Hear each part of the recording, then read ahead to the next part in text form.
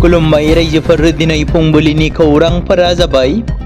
गिबि खौराङाव दङ, जों मिथिगौ थांनाय माखासे दान सिगांनिफ्रायनो आसामाव गोबां गाज्रि फालांगिरि खालामनाय लाइमोन सुबुंफोरनि फारसे गोख्रों नोजोर लाखिबोदों।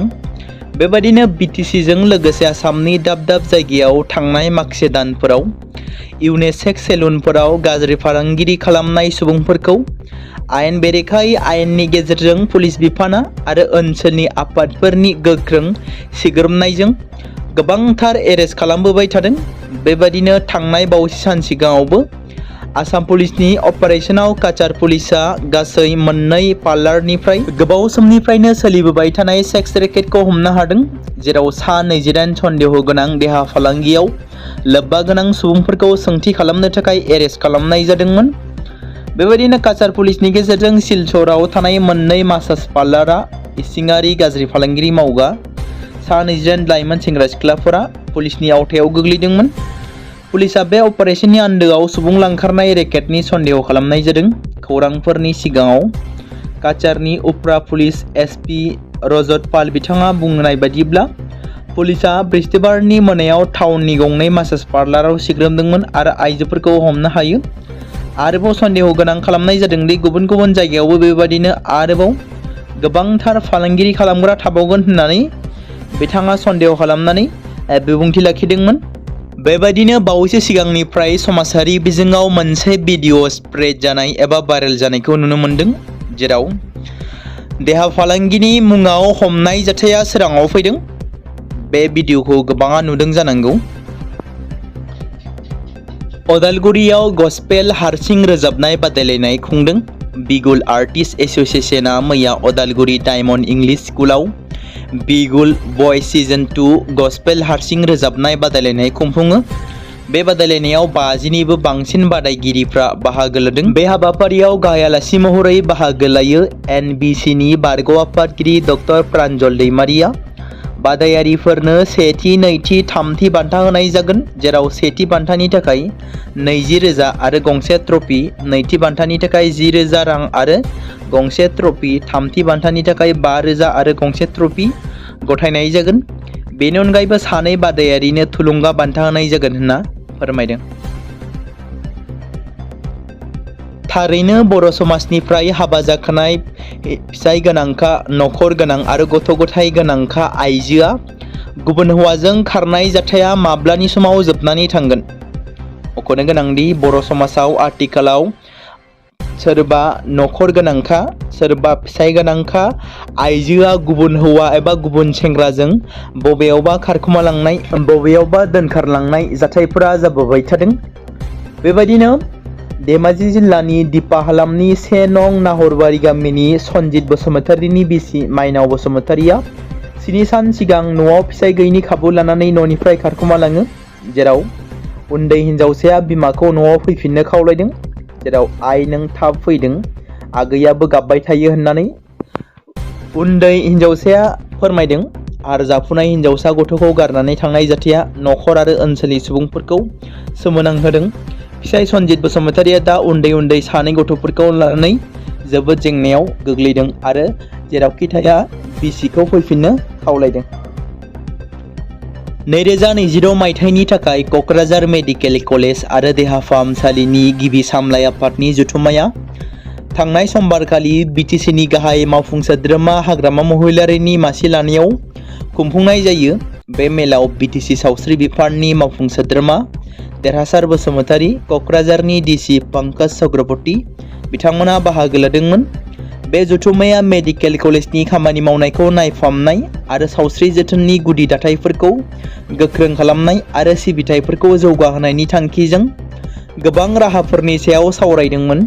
मख'जाथाव दि थिरांथाफोरनि गेजेराव सामलाय आफादा देहा फाहामसालिनि आवथायाव ATM फसंनाय, साब स्टेशन गायसननायनि गेजेरजों मोब्लिब गोहो जगायनायखौ थि खालामनाय, रैखाथि बांहोनो थाखाय थाग्रा खुलिनि सोरगिदिं सीमा इन्जुर लुफुंनाय, दाखोर दाला आरो बाय'मेडिकेल दाखोर दाला सामलायनायखौ फोसाबनायनि सायाव सावरायो। बिश्वनाथआव लाभ जेहादनि जाथाय, हिन्दुनि सिनायथि होनानै सासे हिनजावसाखौ लांखोमाना जिनाहारि खालामदों सासे मिया सुबुङा। राहुल मुङै सिनायथि होनानै हिन्दु हिन्जावसाखौ मोजां मोननायनि जेयाव फोनांदोंमोन। दायनिगिरि नुर हुसैनखौ दासान्दि पुलिसा हमनो हाबाय। रागा जोंनाय रायजो राजाफोरा नुर हुसैननि न'खौ सावनानै होदों। मख'जाथावदि आसामनि बिश्वनाथ जिल्लानि कुमलिया ओनसोलाव सासे उन्दै हिन्जावसाखौ लांखारनाय जाथायजों लोब्बा थानाय सासे सुबुंनि न'खौ रायजो राजाफोरा बुफाय बुसि खालामनानै अर सावनानै होदों। खौरां मोननाय बायदिब्ला दायनिगिरि नुर हुसैना सासे उन्दै हिन्जावसाखौ राहुल मुंनि नंखाय ससियेल मिडिया एकाउन्ट खुलिनानै एबा बाहायनानै लोगो जादोंमोन। बेनि सिगां बिखौ फुस्लायनानै सानब्रैसिम गावनि न'आव जोबथेनानै दोनदोंमोन। उनाव पुलिसनि अपारेशनाव हिन्जावसाखौ रैखा खालामनाय जायो। गोमानानै थानाय सासे उन्दै हिन्जावसाखौ गोमानाय खौरां मोननायनि सानब्रैनि उनाव बिनि न'निफ्राय नागिरना मोननायनि उनाव दायनिगिरि नुर हुसैनखौ बिश्वनाथ पुलिसा protection of children from sexual offences एक्टनि सिङाव खायो। हमजानायनि उनाव रागा जोंनानै जायगानि सुबुंफोरा दायनिगिरिनि न'आव थांना ज' जानानै न'खरनि धोन सम्पतिफोरखौ बुफाय बुसि खालामो आरो उनाव न'आव अर सावनानै होयो। खौरां मोननाय बायदिब्ला जाथायनि उनाव न'खरनि सुबुंफोरा गामिनिफ्राय ओंखारलांबाय होनना फोरमायदों। आंखालाव गोग्लैनाय आइआइटियान महितोष ब्रह्मआ राङारि मदद मोनबाय। बिटिसिनि गाहाय खुंगिरि हाग्रामा महिलारिया गिदिर अनसुंथाइ हरबाय। फरायसाफोरा मोजांल' फरायनो नांगौ। बिटिसिआव हेफाजाब होग्रा गोबां मानसि दं, बुंदों बिपिएफनि लाइमोन गांखंनि मिरु लोगो आफादगिरि कास्टम बसुमतारिया। मख'जायोदि उदालगुरि जिल्लानि बक्तपारा ओनसोलनि 2 नं कचारिपारा गामिनि थागिबि महेश कुमार ब्रह्म आरो सोमश्री बसुमतारिनि फिसाज्ला महितोष ब्रह्मआ आइआइटि बानारसि फसंथानाव बाय'केमिकेल इन्जिनियारिं बिफानाव नैथि बोसोरनि मुं थिसननो हायाखैमोन। न'खरनि आंखालनि थाखाय बेखौ लानानैनो समाजारि बिजोंनि गेजेरजों महितोष ब्रह्म आरो बिगोमा मोना हेफाजाब हास्थायनानै मदद बिहरदोंमोन। बेखौ नुनानैनो बिटिसिनि गाहाय खुंगिरि हाग्रामा महिलारिया रांनि मददखौ खालामबाय। बिटिसि सोरखारजों खुंजानाय फरेस्ट डिपार्टमेन्टनि साख्रि फरेस्टार 1 आरो फरेस्ट गार्डनि फिजिकेल टेस्टआ दासिमबो सोलिगासिनो एबा जागासिनो दं। गोबां लाइमोनफोरा बिटिसिनि हाग्रा बिफाननि फरेस्टार एबा फरेस्ट डिपार्टमेन्टनि फिजिकेल फिटनेस टेस्टआव गोख्रोङै बाहागो लागासिनो दं, जेराव रोजा रोजा लाइमोन सेंग्रा सिख्लाफोरा गावसोरनि फिजिकेल फिटनेस टेस्टआव बाहागो लादों। बिटिसि सिएसबिनिफ्राय फोरमायथिनाय एबा फोसावनाय बायदिब्ला बे खेबनि हाग्रा बिफाननि साख्रियाव बिटिसि सोरखारा गोरोन्थि गैयाजासे साख्रिखौ थिसननाय जागोन आरो थाबैनो रिटेननि खालारा फोसावजागोन होनना सिएसबिनिफ्राय फोरमायदों। फरायनायाव आखा-फाखा एबा फरायनो गोसो थायोब्ला दिनैनि समाव अनसायग्रा सुबुंनिबो आंखाल गैया। बेनिनो बिदिन्थि नुनो मोन्दों मुलुग खाख्लारिनि बेलायाव, जेराव बिटिसि सोरखारनिफ्राय गथायदों मुलुग खाख्लारिनि फरायनायनि थाखाय 5 लाख रां।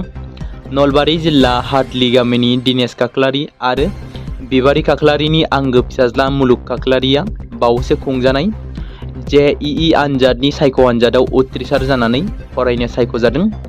नाथाय दुखु गोनां बाथ्राया बेसोदि गोरिबजों नाख्रेबजानाय दिनेश खाख्लारिया गावनि आंगो फिसाज्ला मुलुग खाख्लारिखौ फरायहोनो गोबां रांनि आंखाल नुजाथिदोंमोन। मुलुग खाख्लारिनि फरायनायाव रांनि आंखालखौ मोनथिनानै बिटिसिनि गाहाय हाग्रामा महिलारिया गावनि सिपिनिफ्रायनो नोगोद 5 लाख रां अनसुंथाइ होयो। दिनै बे अनसुंथाइखौ लाइमोन बिपिएफनि लोगो आफादगिरि कास्टम बसुमतारिया मुलुग खाख्लारिनि न'आव फैनानै रांनि अनसुंथाइखौ गथायो। रांखौ गथायनाय समाव मसुलपुर जिल्ला बिपिएफ आरो बिएसइउनि गोबां मावथिफोराबो नुजाथिदोंमोन।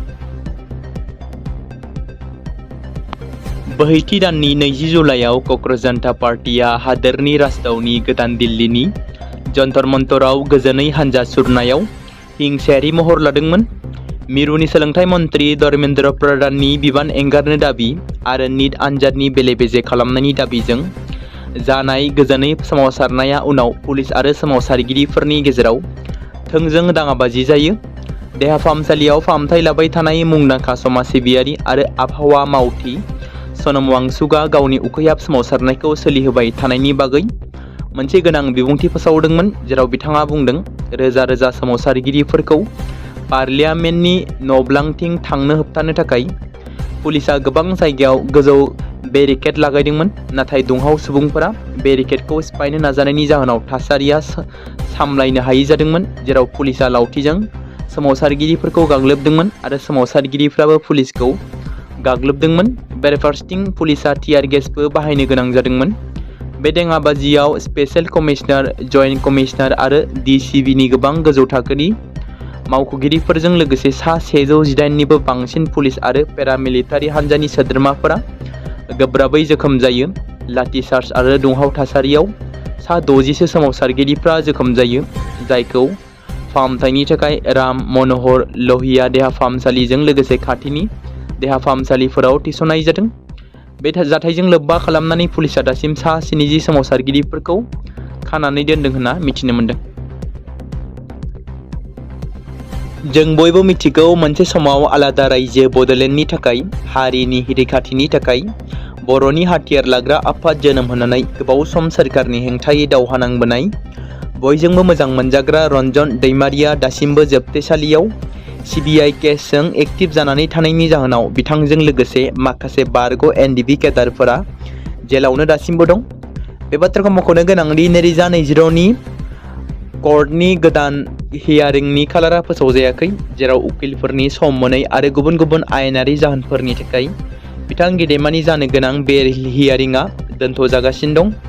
बेराफारसेथिं बिथां गेदेमानि बिनानाव डक्टर अनजालि दैमारिनि नाजानाय आरो गोबां बारग' NDFBफोरनि गोख्रों नाजाबोबाय थानायजों गोबां खेब हियारिं जानानै थांदोंब्लाबो मोजां फिथाइ थायाखै, जेराव गोबां खेब बेल हियारिं जानो गोनां समावनो उकिलफोरनि सम आरो खाबु होनो हायैनि जाहोनाव गेदेमा रन्जन दैमारिनि हियारिंआ आद्रा जानानै थादों। माब्ला बिथांनि फिन हियारिंआ जाफिनगोन? माब्ला बिथाङा जोंनि गेजेराव, बर' हारिनि गेजेराव उदां जानानै फैनो खाबु मोनगोन? बेराफारसेथिं बर'नि गोबां गोजौ थाखोआव थानाय दैदेनगिरि, राजखान्थिगिरि, खुंथाय सोरखाराव थानाय दैदेनगिरिफोरखौ आथिखालाव गेदेमा बिथांनि फारसे जेबो बाथ्रा बुङै एबा उदां खालामनांगौनि थाखाय सोरखारनि हेंथायै बाथ्रा बुंनायखौनो नुनो मोनाखै। सोर गारां दैखांगोन रन्जन दैमारिनि थाखाय, बेखौ उननि समासो फोरमायसिगोन।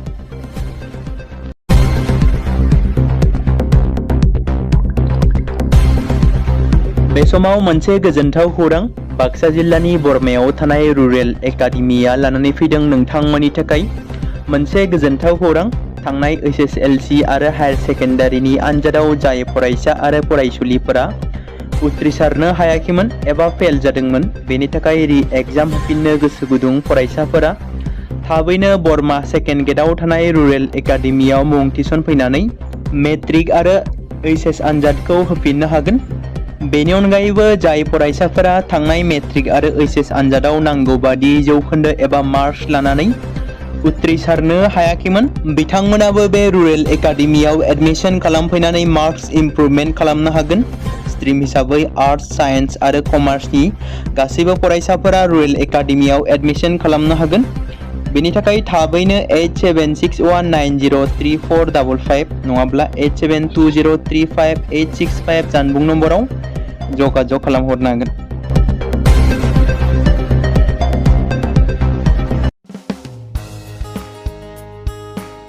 बे समाव मोनसे गोनां फोसावथाय बर' सावथुन नायनानै मोजां मोनग्रा गासै बर' रायजो राजाफोरनि गेजेराव लानानै फैदों मोनसे बर'नि OTT प्लेटफर्म गोनां, जाय प्लेटफर्मनि गेजेरजों नोंथांमोना बर'नि गोदान गोजाम सावथुनफोरखौ नुनो मोनगोन।